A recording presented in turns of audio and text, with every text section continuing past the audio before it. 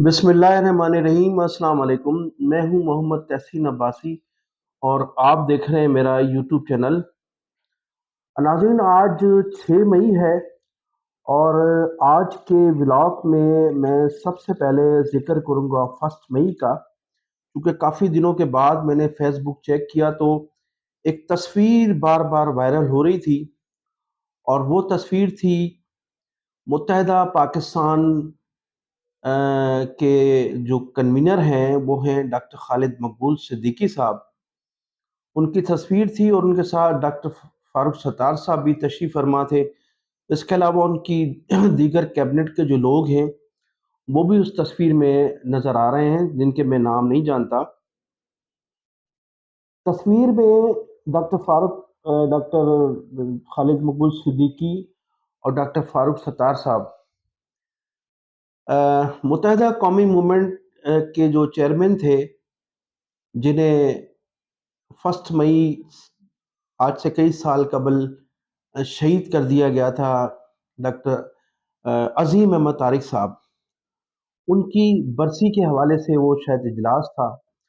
और इजलास के बाद उनके लिए दुआ मग़फ़िरत की दुआ की गई थी और वो बरसी की तकरीब थी, एक छोटी मोटी तकरीब थी जिसमें खालिद मकबूल सिद्दीकी साहब भी तशरीफ़ फरमा थे और फारूक सत्तार साहब भी थे। लेकिन मैंने बड़े गौर से जायज़ा लिया उस तस्वीर का, तो उसमें मुझे मुस्तफ़ा कमाल साहब भी उस तस्वीर में नज़र नहीं आए और अनीस कायम खानी भी मुझे कहीं उस तस्वीर में दोनों तीनों तस्वीरों में कहीं नज़र नहीं आए। तो बड़ी तशवीश भी हुई कि मुत्तहिदा कौमी मूवमेंट के जो इख्तलाफात थे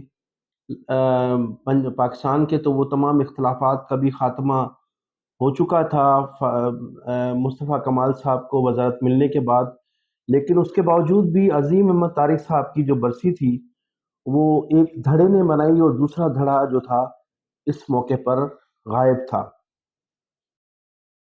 तो फिर बाद में मुझे ये ख्याल भी आया कि अज़ीम अहमद तारिक की शहादत के बाद जो उंगलियां उठी थी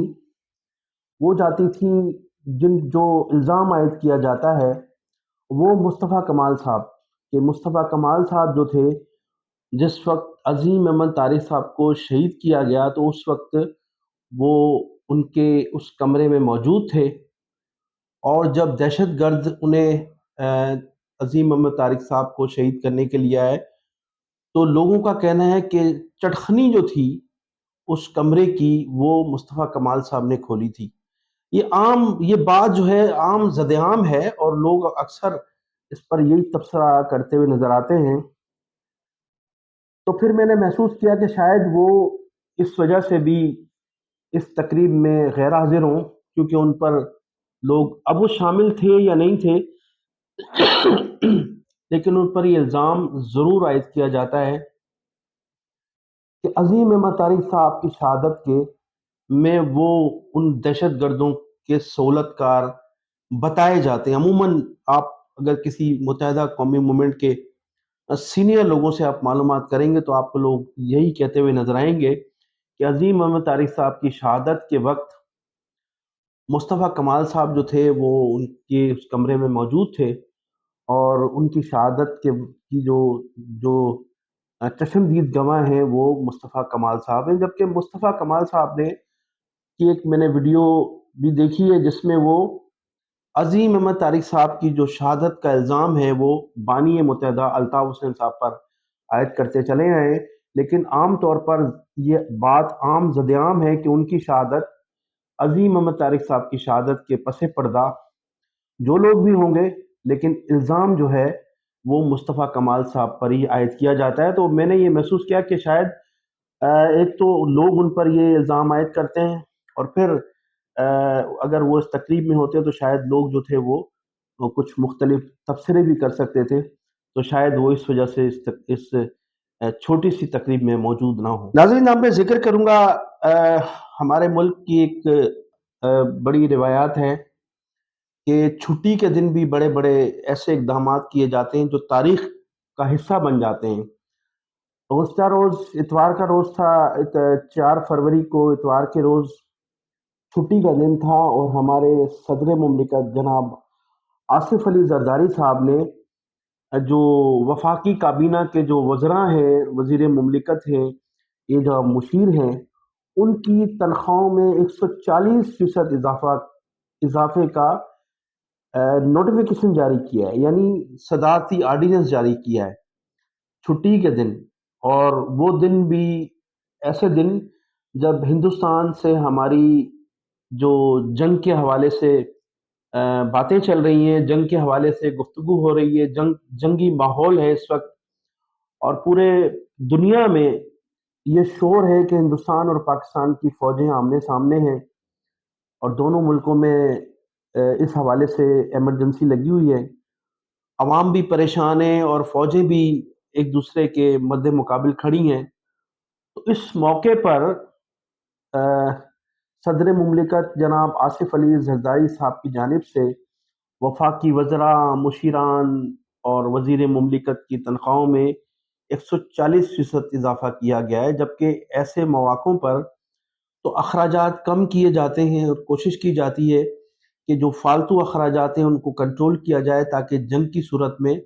وہ جو پیسہ ہے وہ وہاں کام آ سکے۔ لیکن ہمارے ملک کی تو جو روایات ہیں وہ بالکل مختلف ہیں، کہ ایسے موقع پر جب ہمیں توجہ دینی چاہیے کسی اور مسائل پر، اور جنگی ماحول بنا ہوا ہے اس وقت، اور ہمیں جو ہے زیادہ سے زیادہ بچت کرنی چاہیے اور لوگوں کو اس پر مائل کرنا چاہیے، لیکن صدر مملکت صاحب نے 140% تنخواہوں میں اضافہ کر کے ایک نیا ریکارڈ قائم کیا ہے، اور پورے ایسا محسوس ہوتا ہے کہ شاید وزراء کو خوش کرنے کے لیے کہا گیا ہے کہ شاید وزراء جو ہیں وہ جنگی محاذ پر ہوں گے تاکہ ان کو خوش کیا جائے۔ ہونا تو یہ چاہیے تھا کہ فوجیوں کی تنخواہوں میں اضافہ کر دیا جاتا تاکہ وہ مزید جو تھے وہ دل کے ساتھ تنخواہ بڑھنے کی خوشی میں ہندوستان کا مقابلہ کرتے، لیکن فوج تو ہماری ویسے بھی مقابلہ کرنے کے لیے تیار ہے، لیکن وزراء کی تنخواہوں میں اضافہ کرنا اور ان کو اس موقع پر خوش کرنا عجیب سا محسوس ہوتا ہے کہ اس ملک میں عجیب روایتیں، آرڈیننس کے ذریعے 140% جو ہے تنخواہوں میں اضافہ کیا آصف علی زرداری صاحب نے، اور پورے ملک میں اس میں جو ہے واہ واہ کی جا رہی ہے زرداری صاحب کی، کہ زرداری صاحب نے ایک بہت بڑا کارنامہ انجام دیا ہے اس جنگی ماحول میں۔ ناظرین، اب میں آخر میں ذکر کروں گا کہ ہماری جو حکومت پاکستان ہے اور جو ISPR ہے، ان دونوں نے مشترکہ طور پر پاکستان کی جو پارلیمنٹ کے جو ممبران ہیں، جو جماعت ہیں پارلیمنٹ میں، ان جماعت کے جو ہیڈ تھے ان کو کچھ لوگوں کو بلایا، اور کچھ اراکین اسمبلی تھے، کچھ دیگر سیاسی جماعتوں کے لوگ تھے، جنہیں بلا کر جو صورتحال ہے ہماری جنگ کی، جو صورتحال ہے جو پڑوسی ملک بھارت سے جو ہماری کشیدگی چل رہی ہے، اس حوالے سے بریفنگ دی گئی، سب لوگوں کو بلایا گیا، اور اس میں پاکستان کی سب سے بڑی سیاسی جماعت جسے آج کل کہا جا رہا ہے، جس کو عوامی مینڈیٹ حاصل ہے، وہ ہے تحریک انصاف، اس نے اس بریفنگ کا بائیکاٹ کیا، اور اس کے ساتھ ساتھ متحدہ قومی مومنٹ کے اس دھڑے کو بلایا گیا، شاید ان لوگوں میں نے بھی شرکت نہیں کی، لیکن دعوت نامہ ان کو دیا گیا تھا جنہیں فارم 47 کے تحت منتخب کرایا گیا ہے، جبکہ سندھ کے شہری علاقوں کی سب سے بڑی جماعت متحدہ قومی مومنٹ 90 اور اس کے قائد الطاف حسین، جو اس جنگی ماحول میں مختلف مشورے بھی دیتے چلے آئے ہیں حکومت کو، اور خدشات کا بھی انہوں نے اظہار کیا، اور مختلف مواقعوں پر حکومت کو بہت سے مفید مشوروں سے بھی نوازا ہے، اس جماعت کی کسی قیادت کے کسی بھی شخص کو بلانا اس بریفنگ میں گوارا نہیں کیا، جبکہ سندھ کے شہری حلقوں کی سب سے بڑی جماعت اور ماضی میں پاکستان کی تیسری بڑی سیاسی جماعت کہلاتی تھی، اس کو بھی نظر انداز کیا گیا، اور پھر تحریک انصاف نے تو از خود بائیکاٹ بھی کیا۔ تو پھر کون سی جماعتیں رہ جاتی ہیں جن کو اس بریفنگ میں انہوں نے بلایا تھا اور ان کو بریف کیا گیا؟ تو چھوٹی موٹی جماعتیں تھیں جن لوگوں کو بلایا گیا، میرے خیال سے بلوچستان سے بھی کچھ لوگوں نے کچھ زیادہ اس بریفنگ کو پذیرائی حاصل اس لیے نہیں ہو سکی کہ عوام کی جو حقیقی منتخب جماعتیں ہیں ان کو اس بریفنگ میں نظر انداز کیا گیا، جس کی وجہ سے یہ جو بریفنگ تھی مکمل طور پر بریفنگ ناکام رہی اور بریفنگ کو وہ پذیرائی حاصل نہیں ہو سکی جو ملنی چاہیے تھی۔ اگرچہ اخبارات نے تو بڑی لیڈ کے ساتھ خبریں شائع کی ہیں، لیکن میں سمجھتا ہوں کہ یہ جو بریفنگ تھی وہ جن لوگوں کو، جس قیادت کو، جن لیڈروں کو دینی چاہیے تھی، وہ بریفنگ ان تک نہیں پہنچ سکی۔ اور ہونا تو یہ چاہیے تھا کہ اس ماحول میں حکومت آل پارٹیز کانفرنس منعقد کرتی اور تمام سیاسی جماعتوں کو، کہ تمام قائدین کو اس آل پارٹیز کانفرنس میں شرکت کی دعوت دی جاتی اور تمام لوگوں سے ریکویسٹ کی جاتی کہ وہ ضرور شرکت کریں، تاکہ ہم ہندوستان کو ایک میسج دے سکیں کہ پوری قوم جو ہے وہ اس آج کے ماحول میں ایک پلیٹ فارم پر موجود ہے۔ لیکن حکومت اس میں مکمل طور پر ناکام رہی ہے، اور جن لوگوں کو بریفنگ دی گئی ہے وہ حقیقی طور پر پاکستان کی عوام کے منتخب نمائندے بالکل نہیں تھے۔ جو منتخب نمائندے تھے، کچھ لوگوں نے بائیکاٹ کیا اور کچھ لوگوں کو حکومت کی جانب سے بلایا ہی نہیں گیا۔ تو میں انہی الفاظ کے ساتھ ناظرین اجازت چاہوں گا آپ سے کہ آپ میرے چینل کو سبسکرائب بھی کیجیے گا، کمنٹ سیکشن میں اپنی قیمتی رائے کا اظہار ضرور کیجیے گا۔ پاکستان زندہ باد، پاکستان پائندہ باد۔